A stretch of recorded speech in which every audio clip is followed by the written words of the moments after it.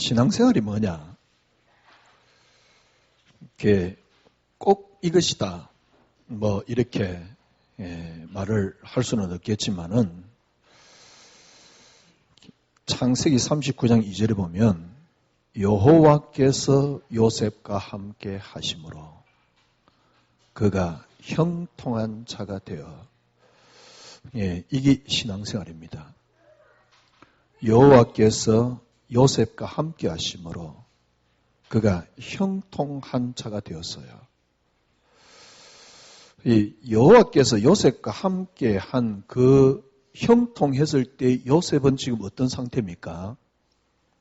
그때 요셉은 노예로 팔려온 상태입니다. 노예는 사실은 사람이 아니지요. 물건이지요. 왜냐하면 돈 주고 산 사람이거든. 죽여도 상관없습니다. 집에 아마 애완견을 키우는데 애완견도 그렇게 취급하지 않을 겁니다. 돈 주고 산 그냥 물건이거든요. 노예거든요. 근데 그때 요셉은 어떤 상태이냐니까 여호와께서 요셉과 함께 하심으로 그는 형통한 상태입니다. 그게 신앙생활입니다. 여호와께서 요셉과 함께 하심으로 그가 형통한 자가 되어. 여러분 생각해 보십시오. 신앙생활이 뭐다? 뭐 이렇게 꼭 정의 지을 수는 없지만은 제가 보기에는 가장 신앙생활의 모습이 바로 그 상태입니다. 여러분 생각해 보십시오. 여호와께서 여러분 개인에게 우리 균이와인데요. 여호와께서 균이와 함께 하심으로 그가 형통한 자가 되어. 생각해 보십시오. 여호와께서 나와 함께 계세요. 여러분 개인 이름 한번 붙여보십시오. 여호와께서 경태와 함께하므로 그가 내가 형통한 자가 되어. 이게 신앙생활입니다. 만약에 여러분들이 이렇게 안 되어 있다 그러면 여러분 신앙생활을 제대로 못하고 있다고 볼 수 있겠지요. 아니 지금 요셉이 그 상태가 어떤 상태냐니까 노예로 팔려와 있는 상태라니까. 이 말은 무슨 말이냐니까 요셉의 인생의 가장 최악의 상태입니다. 제가 보기엔요, 인간이 그런 고통을 겪을 수 있을까 의문이 될 만큼 가장 최극도, 최악의 상태가 지금 요셉이 놓여 있는 상태입니다. 그때 요셉이 어떤 상태였냐니까 여호와께서 요셉과 함께 하심으로.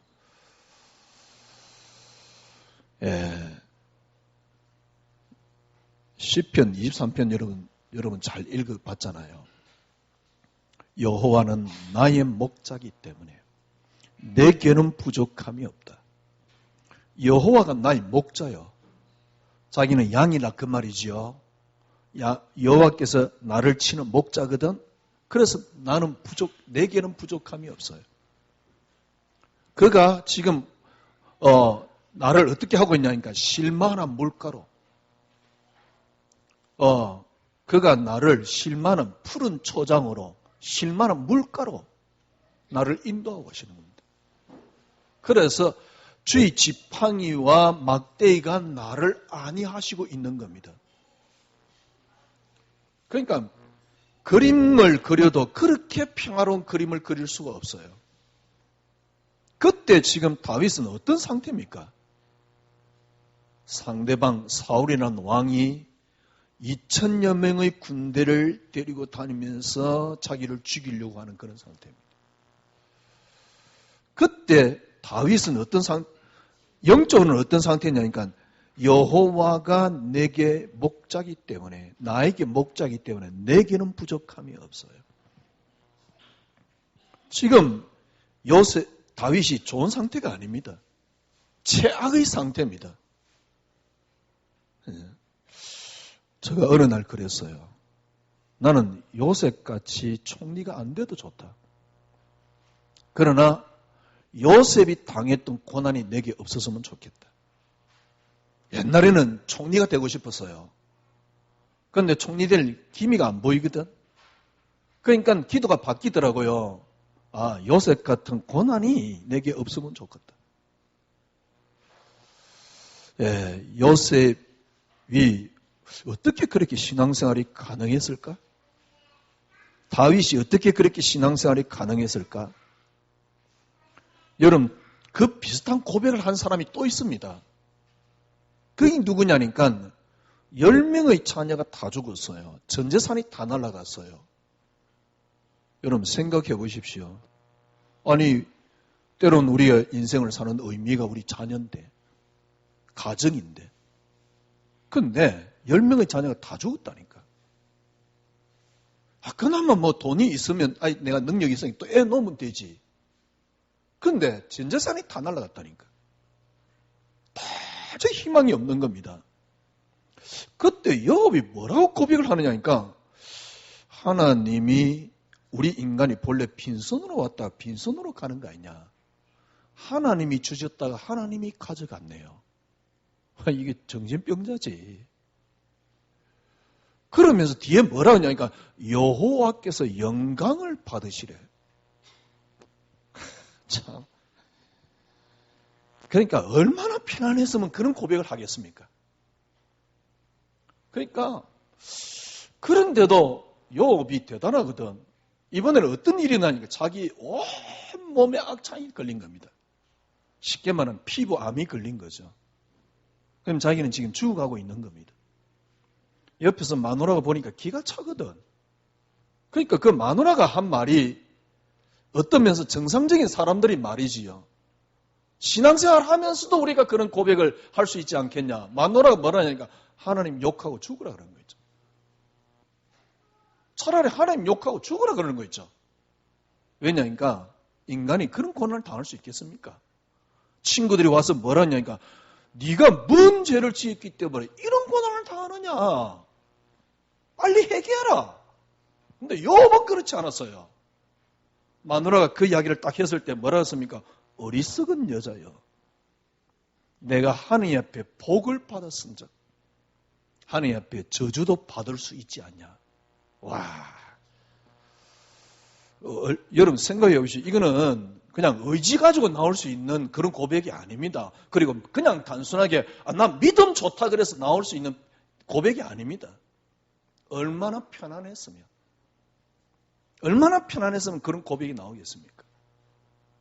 여호와께서 요셉과 함께 하심으로 여러분 신앙생활은 이런 겁니다.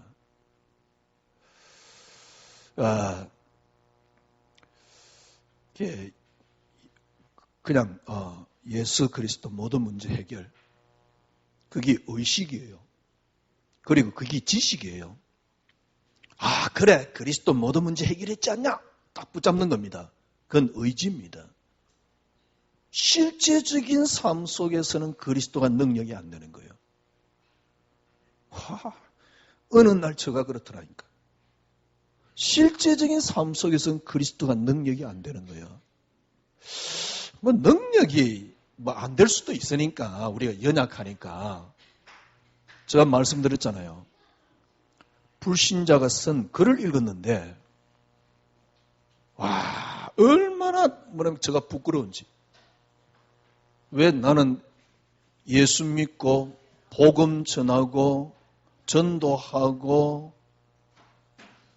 이렇게 복음 가진 목사로서 목회 20년을 했는데 왜 나는 불신자 수준도 안 돼 있지?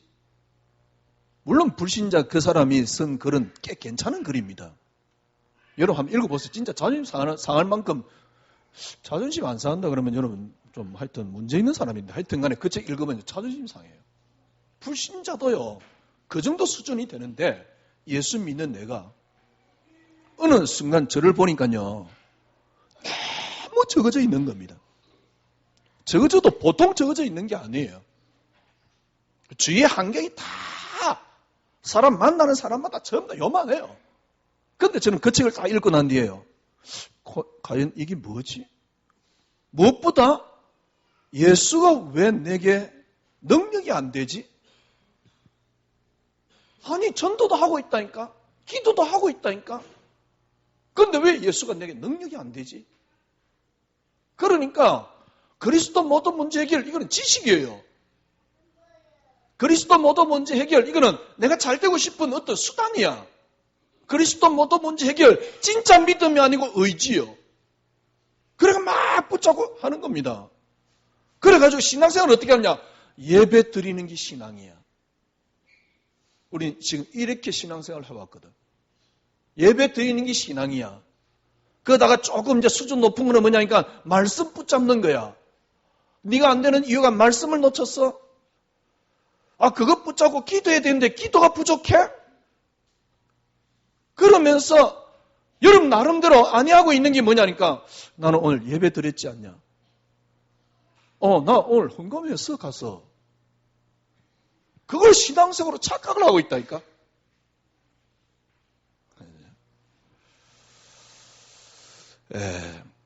여호와께서 요셉과 함께 하심으로 그가 형통한 자가 되어 만약에 여러분들이 지금 여러분이 있는 상황 속에서 여호와 당신이 나와 함께 계시기 때문에 나는 형통합니다. 라는 신앙이 물론 뭐 완벽하게 되겠습니까? 그러나 그런 비밀을 여러분이 약간이라도 없다 그러면 여러분 신앙생활 하고 있는 게 아닙니다. 교회를 오랫동안 다니면 뭐합니까?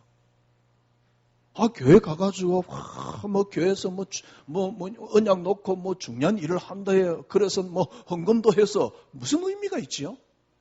여호와가 나에게 함께 하시는 그 비밀이 없어 나는 형통하지가 않는데. 그러니까 어디에 빠져 있냐니까 교회 다 있는 것에 빠져 있습니다. 어디에 빠져 있냐니까 기도를 많이 해야 되는 것에 말씀 붙잡아요. 그러다가 이제 또 어떻게 그래 말이야. 흑암이 안 꺾였네. 이러고 있는 겁니다. 점점 신앙생활은 어떻게 되냐니까 형식화 되어가고 있는 겁니다. 점점 신앙생활은 어떻게 되어가고 있냐니까 뭡니까? 의식화 되어가고 있는 겁니다. 실제적으로 저는 목회 20년을 하고 난 뒤에 실제적으로 하나님은 저에게 죽은 하나님이었어요. 하나님이 돌아가셨어요.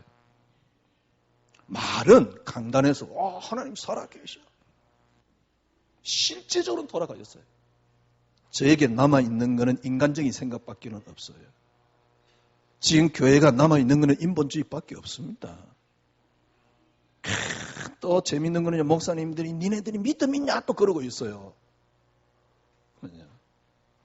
정말 여호와께서 여러분과 함께 계심으로 지금 여러분이 어떤 상황이 있습니까?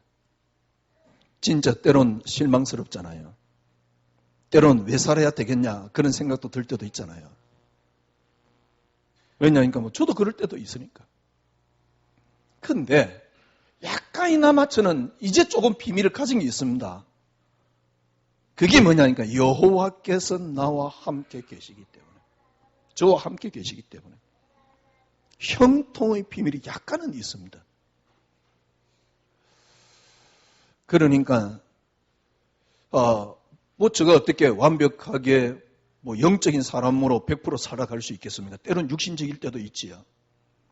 그런데 그 비밀이 먼저 저를 붙잡는 겁니다.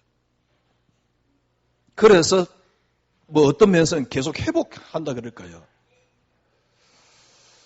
여러분 오늘 여러분 신앙생활이 뭐냐? 우리 다시 회복해야 됩니다. 여호와께서 요셉과 함께 하심으로 지금 노예 상태입니다. 여호와께서 요셉과 함께 하시는 그것이 요셉에게는 형통이 되었던 거죠. 여러분이 이게 신앙생활입니다. 즉 교회 나오는 게 신앙생활 아니잖아요. 우리가 언제까지 그런 식으로 신앙생활을 하겠습니까? 여호와께서 요셉과 함께 하심으로 신기하고 놀랍지요. 어느 순간부터요 하나님은 내게 주고가고 있어요. 주일날 하나님 다 죽어가는 하나님 인공호흡 해가지고 계속 살려놓은 꼴입니다. 문 나서자마자 하나님은 죽었어요. 실제적으로 성도들에게 하나님 죽었어요. 교회도 하나님 죽었어요. 목사님에게도 하나님 죽었어요. 그러니까 통 심지어는 노예 갔는데 노예장 하기 위해서 싸우고 있는 겁니다. 뭐 노예장 하기 위해서 싸우는 것 때문에 하나님 죽었냐 그런 건 아니지만은 글쎄 그게 가치가 있다 그 말이거든. 목사님 말로 뭐 세상과 아무것도 누리지 말란 말입니까? 아닙니다. 진짜 여호와께서 요셉과 하는 형통이 있으면요 세상 끝이 그렇게 아름다워요. 그게 축복이 됩니다. 누리지 말란 말이 아니잖아요. 옛날같이 이홀론같이 세상은 악해 이런 게 아니거든.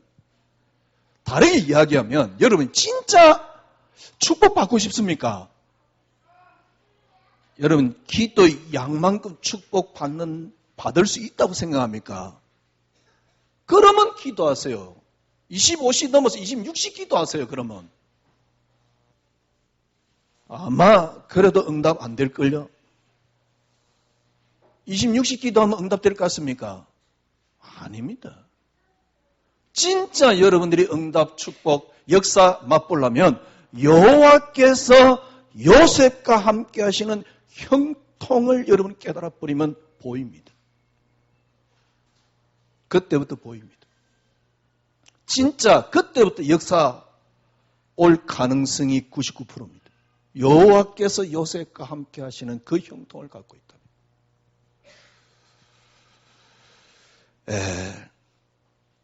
지금 우리가 그런 비밀 없으면요 교회 다니는 성도로 만들어내는 겁니다. 그래서 하나님은 어떤 것이냐 행운 보따리입니다. 어느 교회는 뭐냐 목사님이 제일 많이 강조하는 게 창세기 12장 1절에서 3절이야. 옛날에 우리 주나 보니까 옛날에 지금 안 그렇지만 옛날 카톡에 보면 복의 근은 걸어놔서 얼마나 좋았던지. 또 우리 그러잖아요. 언약적 축복 5가지 그렇다면서요. 얼마나 좋았던지. 그게 실질적으로 뭡니까? 내게 응답이 아니에요. 그냥 단순한 행운 보따리를 들고 다니는 겁니다. 그래서 그게 다 신앙생활을 어떻게 하냐. 적극적 사고로, 긍정적 사고로. 긍정적 사고로 신앙생활 하는 게 아니에요. 적극적 사고로 신앙생활 하는 게 아니에요. 그리스도가 여호와께서 요셉과 함께 하심으로 여호와께서 요셉과 함께 함으로 그가 형통한 자가 되어. 여러분 이 정도만 되면요 진짜 여러분 행복합니다. 그런데 저는 어느 날 요셉이 여호와께서 함께 하심으로 형통한 자가 되었다. 도저히 불가능한 이야기였어요. 성경에만 나오는 어떤 정도냐 신화와 같은 이야기였습니다. 저 상태를 볼 때요 수많은 사람들을 볼 때요 신화와 같은 이야기예요. 10명의 자녀가 다 죽었는데 하나님이 주셨다가 하나님이 가져가셨네요.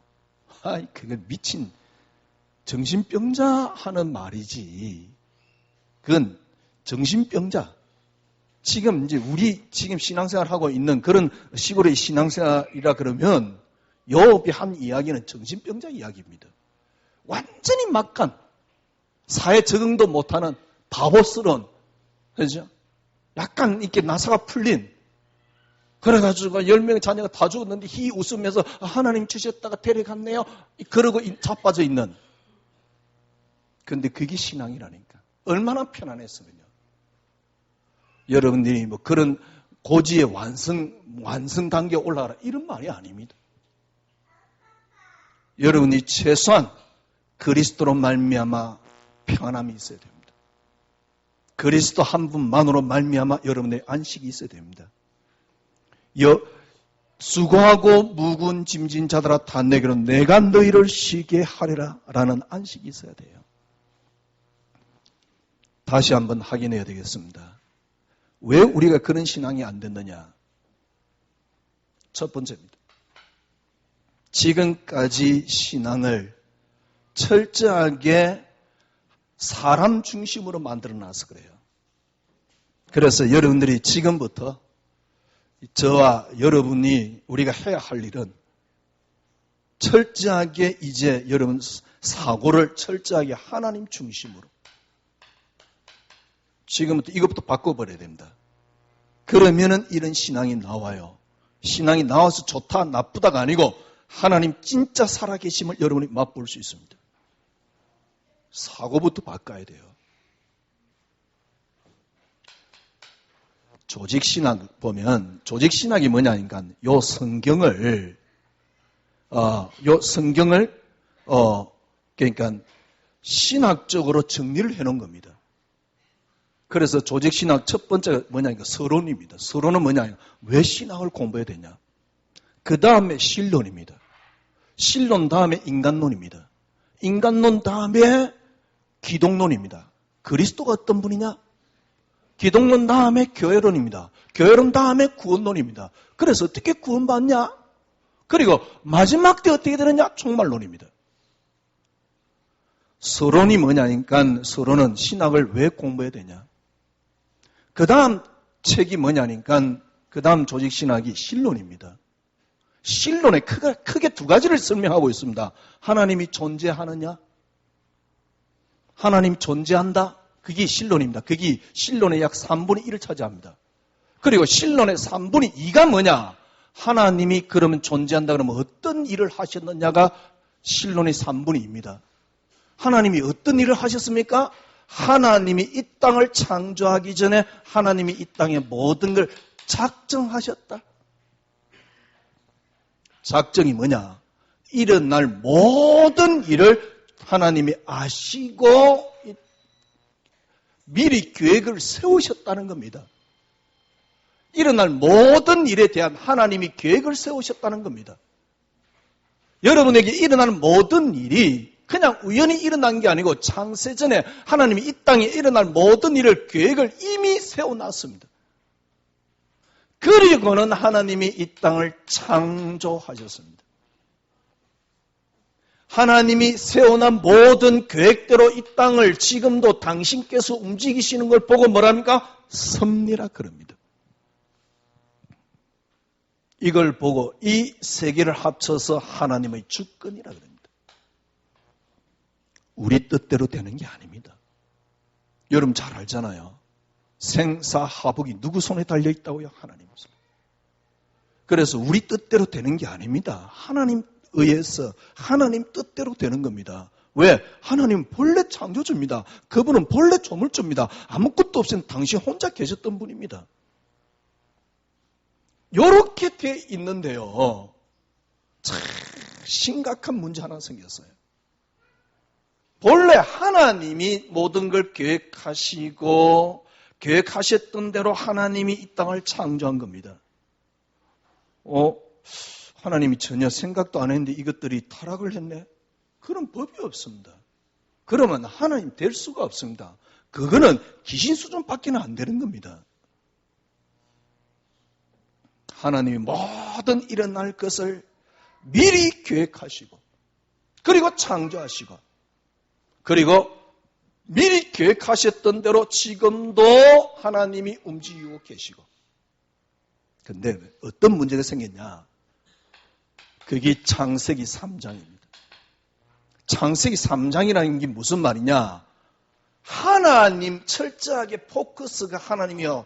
주권이 하나님인데 인간 중심의 사고로 바뀐 인간 중심의 사고로 바뀐 게 창세기 3장입니다. 문제는 이겁니다. 그때부터 사람에 의해서 움직이는 사고를 여러분들이 하기 시작한 거예요. 절대 그렇지 않습니다. 제가 말씀드렸잖아요. 창세기 3장이 하나님이 전혀 예상하지 못했는데 일어났습니까? 아닙니다. 하나님의 작정 속에 있습니다. 그 이유가 뭐냐? 지난 시간에 우리 계속 설명했잖아요. 그게 그리스도라니까. 아무것도 없는데 티끌 가운데서 그 티끌이 지금 인류를 만들어냈다? 우주에 어떤 폭발이 일어났는데 그 폭발이 지금 우주를 만들어냈다? 글쎄요. 그렇게 일어난 폭발이 어떻게 완벽하게 우주를 조화롭게 그렇게 움직이고 있습니까? 어떻게 그 가운데 유일하게 지구에만 생명이 존재합니까? 그게 우연입니까? 말도 안 되네. 그 지구에 어떤 티끌이 있어서, 그럼 티끌은 어떻게 존재했는데? 티끌이 그럼 여호와입니까? 스스로 존재했게? 아닙니다. 그 티끌이 사람이 되고, 풀이 되고, 물이 되고, 말도 안 되는 이야기예요. 그냥 진화론 그 이야기거든. 하나님께서 작정을 하시고 창조를 하고 섭리를 했습니다. 아니, 하나님께서 왜 인간이 타락할 줄 알고 창조했습니까? 그리스도라는 이유가 있습니다. 하여튼 그거는 접어놓고요. 하나님이 이렇게 하셨는데 창세기 3장 인간 중심의 사고로 바뀐 거예요. 이걸 설명을 하려면 제가 다르게 설명을 해볼게요. 1517년에 마르틴 루터가 10월 30일 날 자기 다니고 있는 대학, 비텐베르그 대학 정문 앞에 99개 질문을 쓴 겁니다. 그 대부분이 면죄부에 대한 이야기예요. 면죄부 틀렸다 그 말이거든요. 그래서 우리가 토론을 해보자. 왜냐하면 그때 당시 학자들이 어떤 잘못된 부분을 토론하는 방법이 뭐냐? 게시판에 자기 질문을 올려놓고 토론을 해보자라는 그렇게 응하는 방법이었어요. 그러니까 이 루터가 자기가 다니고 있는 대학, 교회 정문에 99개 질문을 쓴 겁니다. 학자들 보고 우리 토론해보자. 이게 정말 맞느냐? 면죄부 이거 틀린 거 아니냐? 면죄부 돈 딸랑거릴 때 정말 연옥에 있는 우리 부모님이 천국 올라가는 거 맞느냐? 그건 틀린 거 아니냐? 아니 성경에 보니까 믿음으로 구원받는다 그랬는데 서로 토론해보자. 그래서 그 99개 질문을 쓴 게 바로 마르틴 루터 1517년 10월 30일 날 마르틴 루터가 비텐베르그 대학 정문에 썼던 그게 뭡니까? 종교개혁의 시발점이 되었죠. 그리고 20년이 지났습니다. 그러면 20년이면 20년 지났죠. 1517년이니까 20년도 안 지났네요. 1535년 칼빈이 27살에 기독교 강요를 쓴 겁니다. 칼빈이 기독교 강요를 어떻게 썼냐니까 성경을 읽고 지금같이 조직신학적으로 성경이 이런 이야기다라는 걸 쭉 정리를 한 것이죠. 그게 27살에 쓴 겁니다. 그러니까 칼빈이 그 썼을 때가 27살, 그러니까 1935년이에요. 1535년. 그리고는 조금 있다가요. 칼빈이 이제 예정론을 주장하니까 칼빈 예정론이 이거 틀린 거 아니냐.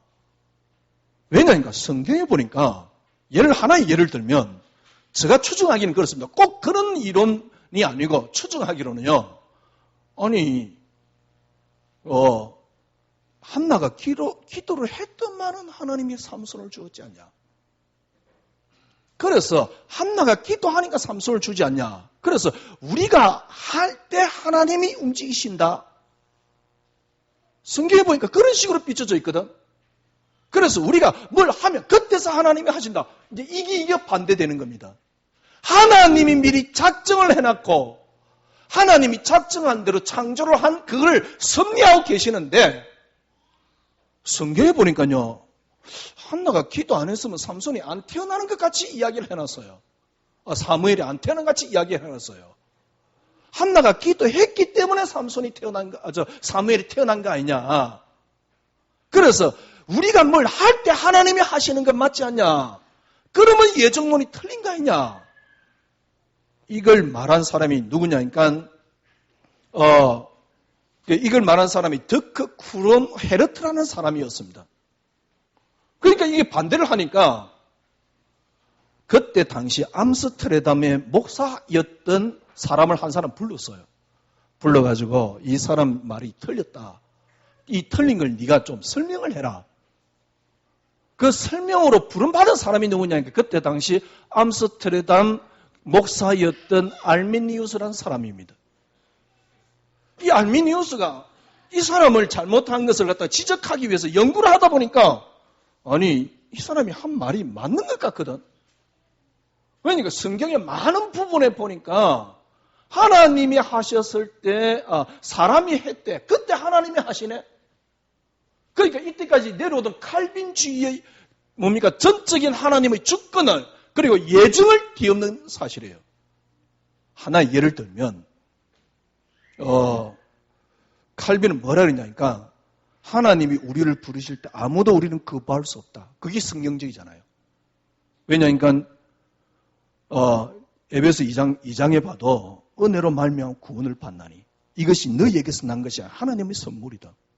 그래서 하나님이 우리를 부르실 때 우리는 아무도 거부할 수 없다. 이걸 보고 불가항력적 은혜라 그래요. 그런데 알미니우스는 뭐라 하냐니까 하나님이 우리를 부르실 때 우리는 거부할 수 있다. 이렇게 나온 겁니다. 그러면 이 문제는 그냥 단순한 문제가 아니에요. 인간에 의해서 움직이는 하나님으로 만들어 놔버린 겁니다. 이 말이 무슨 말입니까? 하나님 중심이었던 사고를 인간 중심의 사고로 완전히 반대로 만들어 놔버린 겁니다. 그때부터 하나님이 하시면, 인간이 하면 하나님이 하신다라고 말한 거예요. 이 알미니우스가 죽고 난 뒤에 이 주장을 동조하는 40여 명의 목사들이 항의서를 제출한 겁니다. 그러니까 교회가 이제 난리가 났잖아요. 그래서 이제 그게 1618년입니다. 도로토 회의에서 이걸 놓고 이제 이야기를 하기 시작한 거예요. 회의를 한 거예요. 결국 알미니우스는 정죄를 당하고 이단으로 정죄를 당했습니다. 그러니까 그것 끝나고 난 뒤에 그래 말이야. 알미니우스 저 말도 일리가 있다.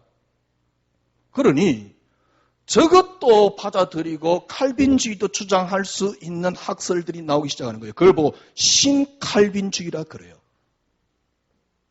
그러니까 문제는 어떤 문제가 생기냐니까 전적으로 하나님이 하시는 일을 인간 중심으로 사고로 딱 바꿔놓은 겁니다.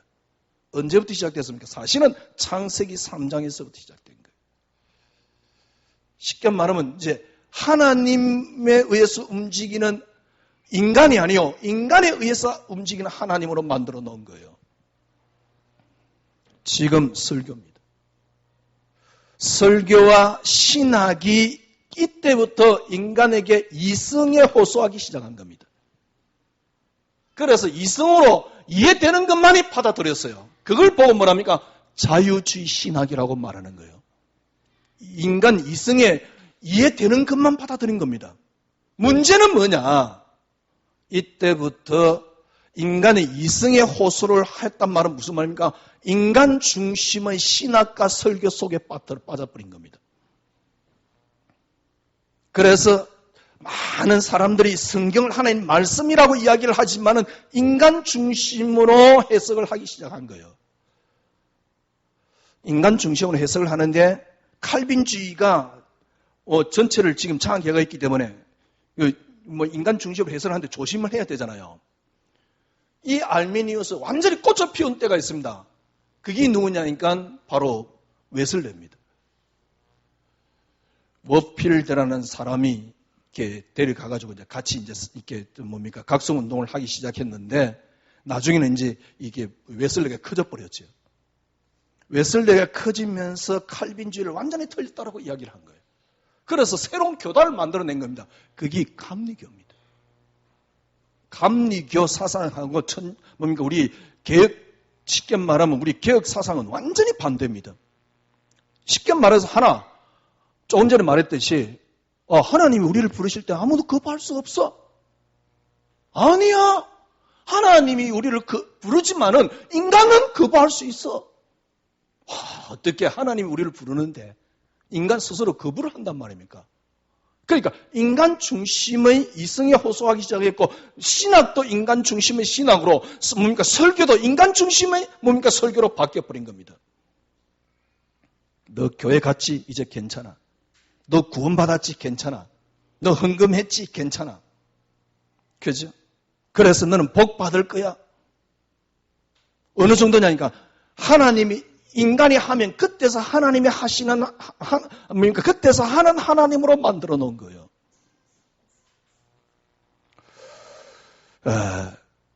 어떤 면에서는요. 인간이 하면 하나님이 하시는 하나님으로 만들어 놓으면 세상 말로 돈도 됩니다. 성도들은 진짜 예를 들면 뭐가 뭔지 모르는 겁니다. 복만 받으면 괜찮아요. 그래서 인간 이성에 호소하는 설교를 하는데도 그걸 받아들이는 겁니다. 더 재미있는 거는요. 수많은 목사님들하고 대화해보면 이 말이 안 통해요. 제가 보기에는요. 모르지 않나? 글쎄요. 그러니까 철저하게 인간 중심으로. 인간 중심으로 신학을 만들어도 돼요. 문제는 뭐냐? 여호와께서 요셉과 함께 하심으로 그가 형통한 자가 되어 라는 신앙생활을 못하게 만든다는 사실. 하나님이 나와 함께 계시기 때문에 그 자체가 형통이라는 사실을 모르도록 만든다는 사실. 인간에 의해서 움직이는 하나님으로 만들어 놨다는 사실. 그래서 하나님은 자칫 잘못하면 귀신 같은 하나님을 끊임없이 추락시켜 놓는다는 사실이에요. 그러니까요, 신학이 자유주의에 얼마나 취약한지요. 이성으로 이해되는 부분만 이제 성경으로 받아들이는 겁니다. 그래서 나온 말이 성경에도 하나님 말씀도 있다. 그거는 틀려서 성경은 하나님 말씀이야. 성경은 변함이 없어. 그러면서 끊임없이 인간의 이성에 호소를 하고 있는 겁니다. 수많은 설교들은. 인간 중심의 신학, 인간 중심의 설교. 그래서 하나님은 어떤 하나님이냐? 인간을 위해서 존재하는 하나님. 하나님은 어떤 하나님이냐? 행운 보따리를 가져다 주는 하나님. 문제는 뭐냐? 믿음이 전혀 없는 거죠. 어느 날 제가 그렇더라니까요. 진짜입니다. 제가요. 그리스도 이거 혹시 가짜 아닌가? 그래가지고요. 그때 당시 인터넷에 기독교에 쉽게 말하면 디스하는 것들 다 찾아봤어요. 딱 결론 내렸습니다. 기독교 이거 종교구나. 제가 그랬다니까요. 그러면 여러분 시대 사상입니까? 한번 보세요. 충격적입니다. 종교가 최고의 악이래나? 그거 한번 읽어보세요. 그런데 그렇게 기독교를 디스해도 어느 누구도 그걸 변명할 수 있을 만한 답이 없어요. 왜냐면 저에게 그랬었으니까. 왜? 지금 우리 기독교인의 신앙생활이 어떤 신앙입니까? 내가 열심히 하면 내가 교회 왔기 때문에 하나님 내게 복을 주실 거야. 우리 자녀 잘 되게 해주실 거야. 꼭 무속 비슷한 신앙생활을 하고 있거든. 그래서 여호와께서 나와 함께 계시니 그래서 너는 노예로 팔려가도 돼? 그게 아니에요. 내 노예 팔린 거는 흑암이야. 꺾어야 돼. 그런데 그 새끼가 얼마나 강한지 꺾어도 안 꺾여. 그래 잘 될 거야. 네 구원 받았으니까 넌 잘 될 거야. 행운 보따리 갖고 있지 않냐. 금방 잘 될 수 있어. 적극적 사고. 신앙은 없는 겁니다. 저는 깨달았어요. 진짜 여러분 잘 되는 비결이 있습니다. 복음 가지면 승리 못하느냐? 그런 게 아닙니다.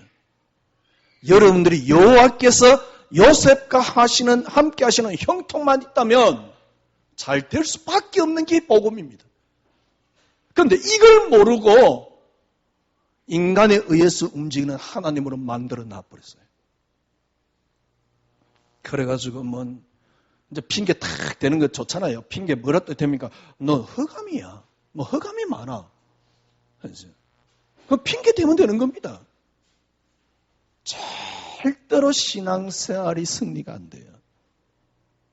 제가 여러분에게 지금 이렇게 설교할 수 있는 게, 이렇게 간증할 수 있는 게 제가 겪어본 거 아닙니까? 진짜 여러분 저는 그랬었어요. 인터넷에 쫙 찾아보면서요. 기독교가 종교라는 결론을 딱 내린 겁니다. 그래, 어차피 종교인데 뭐 불교도 종교고 기독교도 종교고 뭐 거기에 뭐 또 기독교 속에 또 뭐 천리기도 있고 뭐 생치를 다 트는데 뭐 하여튼 간에 다 있는데 뭐 까짓 거 어때? 나도 성도들 이용해 밥 먹으면 되고 그렇잖아요. 성도들 헌금 많이 하도록 해가지고 난 밥 먹으면 되고 까짓 거 종교인데 씨. 참. 근데 저는 거기에 만족할 수가 없었어요. 내가 요셉의 신앙이 안 나오는 내 모습, 무엇보다 그 책을 읽었는데요. 너무너무 부끄러운 겁니다. 왜 그리스도가 능력이 안 되지? 여러분, 신앙생활이 뭐냐? 여호와가 나의 목자기 때문에 지금 어떤 상황에서도 나는 괜찮은 겁니다. 여호와가 나의 목자시니 내게는 부족함이 없어요. 이야, 진짜 여러분, 우리가 인간이라 그러면 최소한 정신세계에서도 그 정도는 찾아내야 돼요.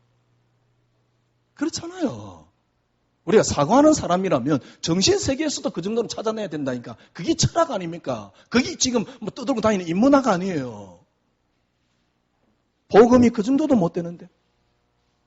그러니까요, 완전히 종교로 전략되어 있는 모습. 재밌습니다. 뭐 이걸 또 편성해가지고 교회는 뭐 이렇게 하면 돼요. 목사님들은 그거 하면 돼요. 그러니까 조금 교세 있는 교회는요, 돈이 많아가지고 주체할 수가 없어요. 조금 교세 있는 교회는 그렇다니까. 그리고 온갖 부정을 다 저지르고요. 지난번에 우리 그 큐바디스라는 영화 봤잖아요. 거기에 전병욱 목사. 이상한 짓 다 저질렀어요. 그런데 참 재밌게는요, 그 사람 나가는데 꽤 많은 돈을 매덕인 거 줬잖아요. 그 돈 받아가지고 홍대에다 차렸어. 더 재밌는 거는요, 그 성도들이 그것까지 따라왔다는 사실. 왜? 전병훈 목사 이 메시지에 쉽게 말하면 뭐라 그럴까요? 중독돼 있다 그럴까요? 그러니까 전병훈 목사가 뭔 말을 해도 믿어지는 거야. 전병훈 목사 옛날에 3.1교회 말이요. 그 이제 홍대에다가 차려가지고 잘 하고 있잖아요, 장사. 교회입니까, 그게? 제가 기독교를 디스하려고 제가 사명을 띠고 태어난 사람이 아닙니다. 여호와께서 요셉과 함께 하심으로 그가 형통한 자가 돼요. 여기서 우리가 한 가지 생각해 봐야 될 게 있습니다. 우리가 뭘 하면 하나님이 하신다 정말 맞습니까? 철저하게 인간에게는 의의가 없습니다. 어떻게 인간에게 하나님이 우리의 모습을 보고 역사할 만한 의의가 우리 속에 있다고 생각합니까? 그래서 한나가 기도를 했더만은, 정성을 들였더만은 정말 응답한 게 맞습니까? 한나가 그럼 기도 안 했습니까? 했지요. 어떻게 기도했습니까? 하나님이 하도록 하셨지요. 왜요? 당신의 언약을 이루기 위해서. 당신의 언약이 뭡니까? 그리스도. 성경이 그래 해석돼야 됩니다. 왜? 성경은 하나를 목적으로, 하나를 이유로, 하나를 설명하기 위해서 존재하는 책이 성경이고 그 안에 모든 게 다 들었습니다. 여러분, 인간이 왜 이렇게 고통스러울까요? 답이 그리스도 안에만 있습니다. 철학에 어떤 답이 있습니까? 인간이 뭔가 생각해 보십시오. 완전한 하나님 앞에 내가 요렇게 했더만 하나님이 그래 니 참 잘했구나 라고 그걸 받아서 내게 복을 줄 만한 내 의가 우리 속에 있다고 생각합니까? 인간에게는 존재하지 않습니다.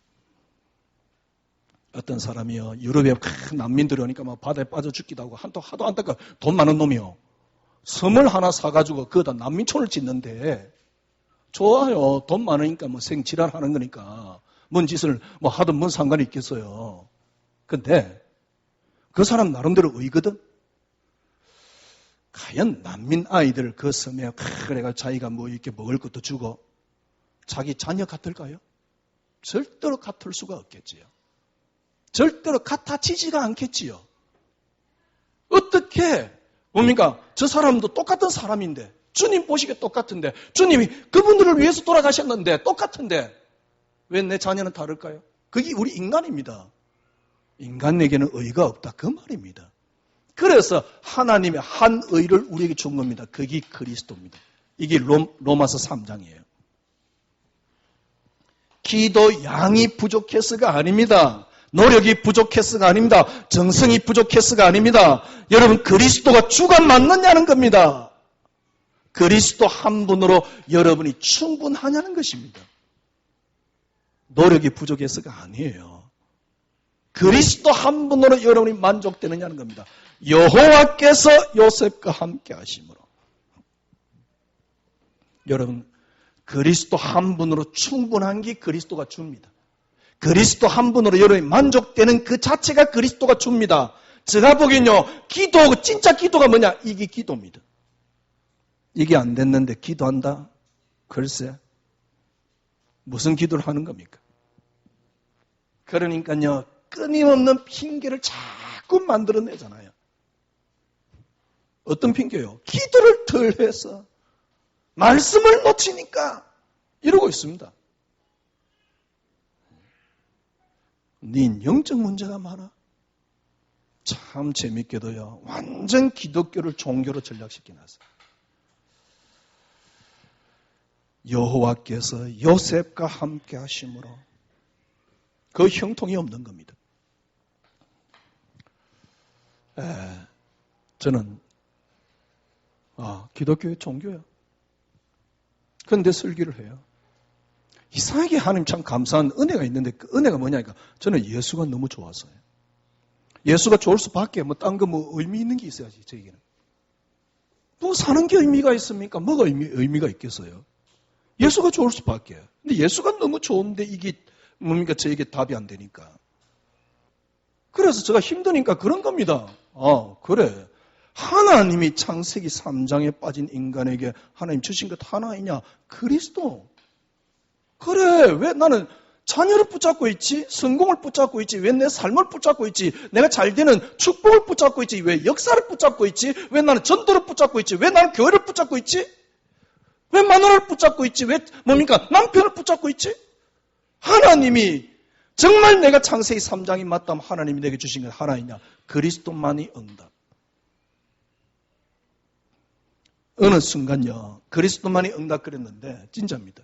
어느 순간 그때부터 가치가 딱 바뀌어요. 그리스도 외에는 더 이상 가치가 없다는 사실.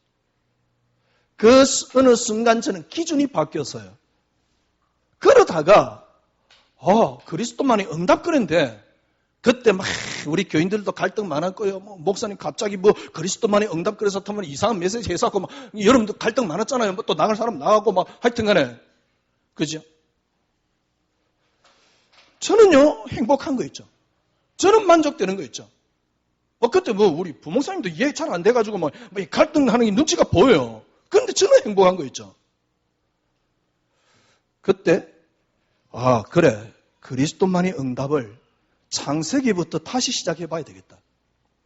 그래가 창세기 3장에 창세기를 그리스도만이 응답이라는 각도로 다시 들어간 겁니다. 그게 몇 년 전 주일 1부 때입니다. 그때 제가 창세기 1장, 2장, 3장 하면서 답 나온 게 하나 있어요. 모든 게 그리스도로 시작됐다는 사실. 쉽게 말하면 이게 근원입니다. 모든 게 그리스도로 시작됐다는 사실. 이게 회복된 겁니다. 진짜 이 근원이 딱 찾아지니까요. 더 이상 흔들리지 않는 뿌리로 딱 내게 딱 내리게 되는 거 있죠. 그때서 조금 이해되는 게 있습니다. 이 속의 평안이 환경이 빼앗아가지 못한다는 사실.